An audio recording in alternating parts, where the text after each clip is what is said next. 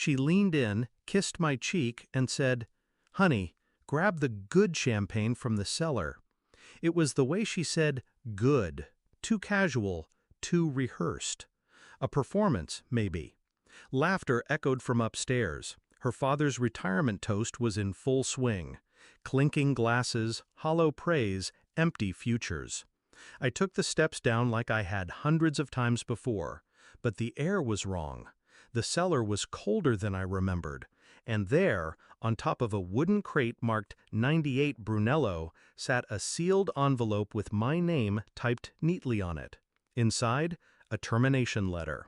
No warning, no meeting, just a signature from the board, and my final paycheck. A sticky note was taped to the top. The board voted, "You're fired." No smiley face, no explanation, just that. I looked up.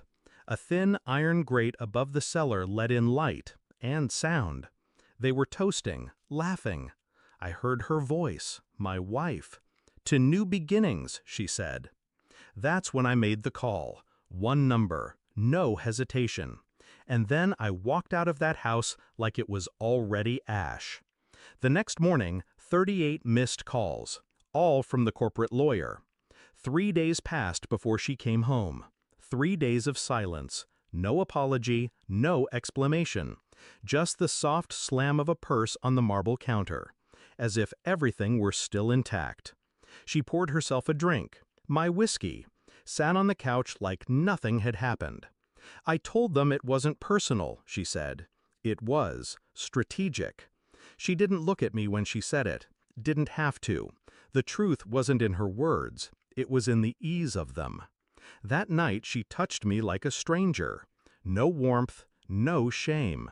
Her phone buzzed once, face down. She didn't check it, but I saw the name. Alden.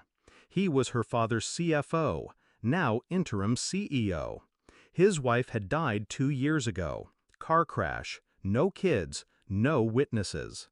That night I watched her sleep, and for the first time in 8 years, I saw her clearly. The betrayal wasn't just the job. It wasn't just the knife in my back. It was the months she spent twisting it with a smile. I started with the phone, a cloned SIM card. Easy enough.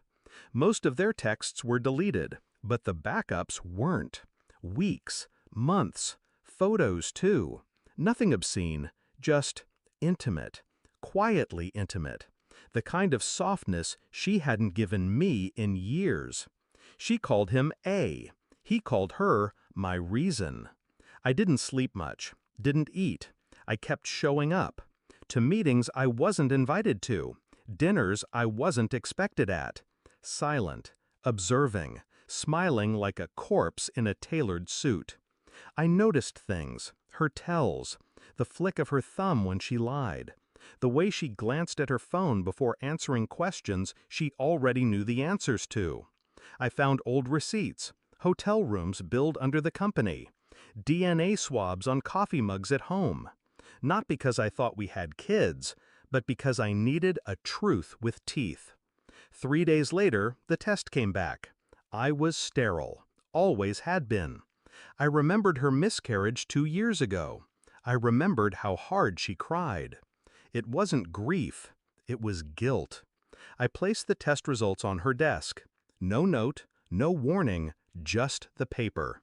She saw it after her morning run, still sweating, still pretending.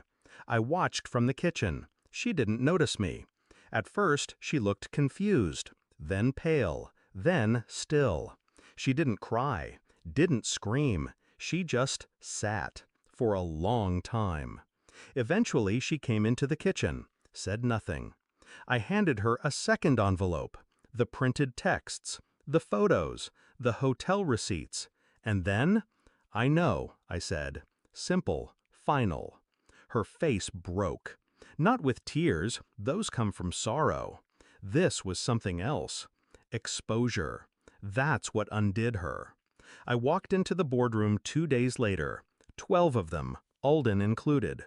He smiled when he saw me, smug, certain, until I slid a USB drive across the table. A courtesy, I said.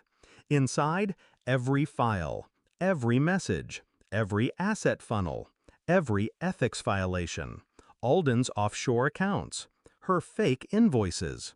The board took less than 10 minutes to remove him. As for her, she wasn't there, but the fallout would reach her before lunch. I didn't raise my voice, didn't gloat, just turned and left. Their silence behind me was louder than any applause. She called once. I let it ring. Then I blocked the number. Not because I hated her, because there was nothing left to say.